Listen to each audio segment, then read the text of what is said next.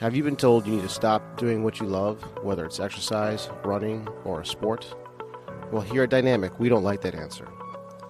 In this podcast, we'll talk to leaders in the health and wellness space from Southwest Florida to get the solutions you need to get you back to doing what you love. Welcome to the Dynamic Naples Podcast. What's going on, Naples? Today I want to talk about injury, how everything is basically overuse, and what you can do about pain and keep it from coming back. It's kind of a mouthful. I'm talking about this because I've seen a lot of tennis elbow in particular. A lot of people are in town now. Everyone's playing tennis and golf and getting a lot of overuse injuries. I think pretty much people understand the concept of overuse, but let me describe it for a second here. So basically, any muscle or tissue has a certain workload capacity, right? I can only bicep curl so much until my bicep ruptures. So that's the capacity of the muscle. And this is, you can Google like a stress strain curve and you can see what this looks like. Your muscle will adapt to a certain point. It has a plastic region and a failure region. So the idea is if you want to keep things at bay, you have to improve the endurance or let's say strength of the muscle to improve its total capacity. So picture a bucket. A small bucket can only carry so much water before it overflows. If you want to be able to carry more water, you have to get a bigger bucket. That's sort of the same idea with muscles.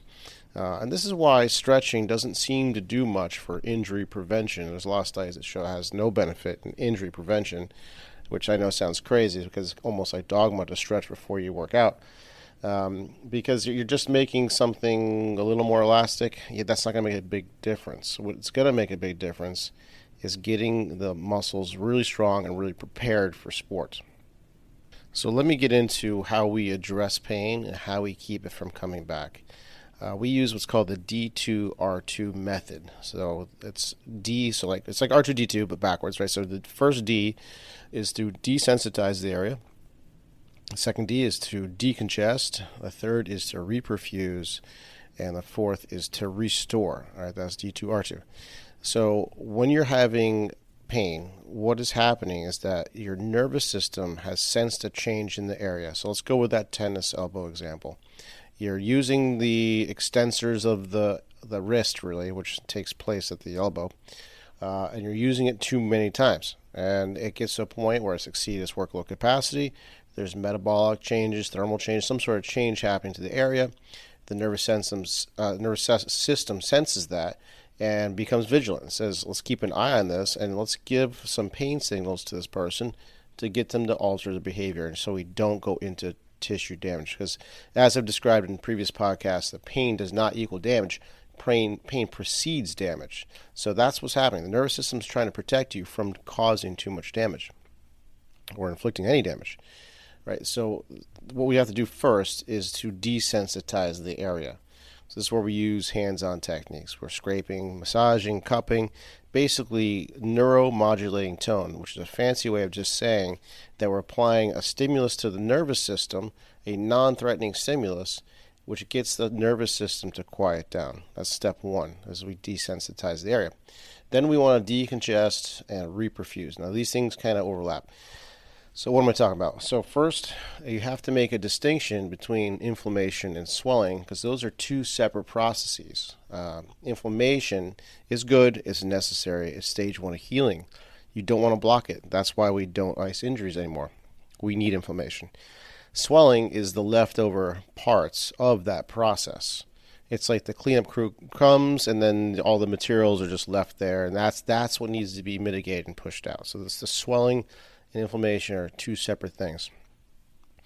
So to get the swelling out, we have to use our lymphatic system. Now, our lymphatic system, it's a passive system. It's basically where you have blood vessels, you also have lymph vessels. But the blood vessels, the difference between those two systems is the blood vessels have a pump, also known as your heart, that keeps fluid circulating. The lymphatic system is passive, does not have a pump. So it requires movement, the actual muscular contraction, to work as a pump locally to get the fluid out of there. Okay, so decongest, going back to the D2R2 model, the decongest component where some of the hands-on stuff is going to start facilitating that, start to manually push fluid out of there. But then it really goes into that first R, reperfuse. So now you have to use your muscle in a non-painful way and take advantage of that muscular contraction to get the swelling out of there, that byproduct out of that area. So that's the beginning phase of getting you out of pain. But the key really is the R2, the restore, okay? So this comes down to the evaluation. So let's take the tennis elbow example. When the elbow, let me back up. When there's pain, if you look at the neighboring joint, you're almost always going to find the culprit. So something is missing, whether it's missing strength, missing range of motion, or usually a combination of both. You're going to get compensation at the neighboring joint. So with a tennis elbow, if you've got, say, limited shoulder external rotation, so picture putting your hand behind your head. That's basically external rotation of the shoulder.